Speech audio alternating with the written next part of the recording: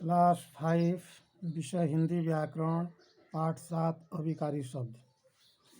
अभिकारी का अर्थ होता है बदलने वाला, जिनके रूप में विकार या परिवर्तन होता है। हिंदी में संज्ञा सर्वनाम विशेषण और क्रिया शब्दों का रूप बदलता है।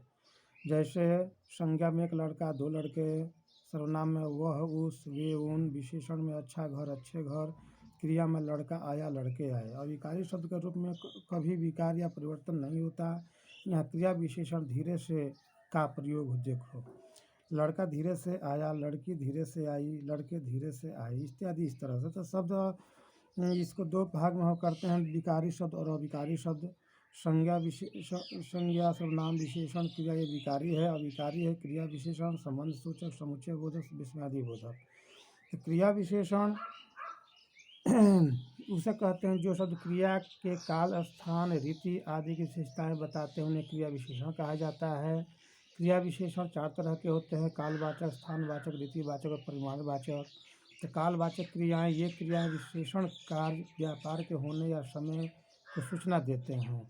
काल या समयवाचक क्रिया विशेषण के लिए प्रश्नवाचक शब्द के अब, कब, अगले हफ्ते, इन दिनों, एक घंटे इत्यादि जो शब्द आते हैं, जैसे वह कल आया, यहाँ आया था, परसों, आज, अभी इत्यादि जो शब्द जुड़ जाते हैं कालवाचक होते हैं। काल माने समय, कालवाचक क्रिया विशेषण कहते हैं।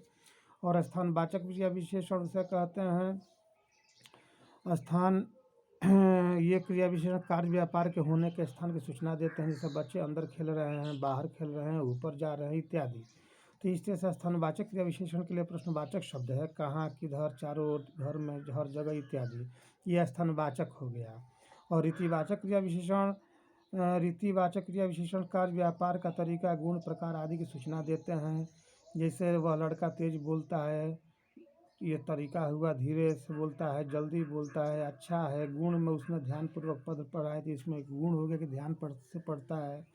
प्रकार में वह रोते रोते बाहर आया, हंसते हुए बाहर आया, दौड़ते हुए चला गया इत्यादि। इस तरह की जो बातें होती है रीतिवाचक क्रिया विशेषण के लिए प्रश्नवाचक शब्द कैसे इत्यादि होता है।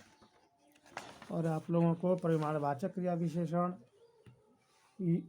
जो है कम लोग ज़्यादा लोग, तो कम और ज़्यादा विशेषण है, क्योंकि ये संज्ञा से पहले आकर संज्ञा का परिमाण बताते हैं। लेकिन ये शब्द जब क्रिया का विशेषण क्रिया का परिमाण बताते हैं तो क्रिया विशेषण कहलाते हैं। जैसे वो तुम बहुत बोलते हो, वह थोड़ा शर्माई, तुम खूब आए इत्यादि। इन क्रियाओं विशेषणों के लिए हम कितना से प्रश्न कर सकते हैं। संबंध सूचक जो है यह दो संज्ञाओं के संबंध बताने वाले शब्दों को संबंध सूचक कहते हैं। जैसे बिल्ली मेज से ऊपर, मेज के ऊपर है, बिल्ली मेज के नीचे है, बिल्ली मेज के पास है, ऊपर, नीचे, पास इत्यादि जितने संबंध बताता है, इसलिए इसे संबंध सूचक कहते हैं। क्योंकि मेज का और बिल्ली का संबंध जुट रहा है, उसे आस पास, ऊपर नीचे है।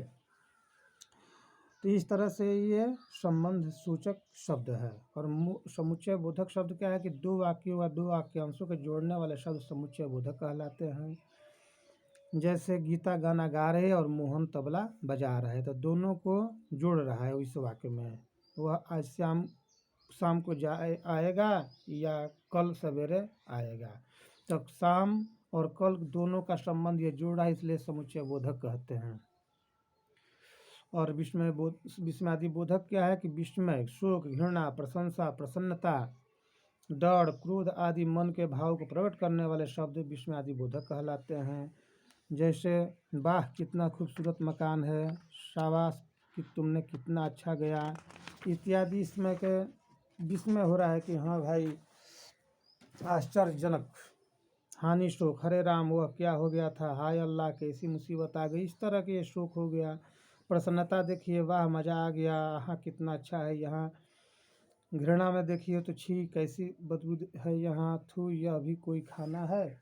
इस तरह के शब्द जो है ये विस्मयादि बोधक शब्द हैं। तो इस तरह के लेसन में आओ देख पेज नंबर 86 में देख सकते हैं कि जिन शब्दों में किसी भी कारण कोई परिवर्तन नहीं होता अविकारी शब्द है। क्रिया विशेषण संबंध सूचक समुच्चय बोधक विस्मयादि बोधक अविकारी शब्द हैं। क्रिया की विशेषता बताने वाला शब्द क्रिया विशेषण है।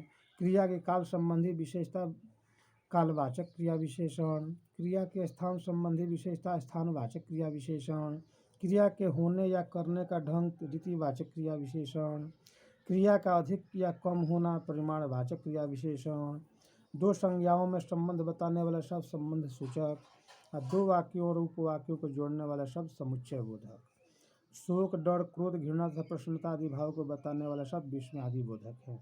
इस तरह से इतना आप लोग अगर कंप्लीट कर लेंगे तो ये आप लोगों का चैप्टर कंप्लीट होगा। इसके आधार पर आप लोग पुस्तक में बना लेंगे और पुनः अगले दिन हम 8 लेसन पढ़ाएंगे।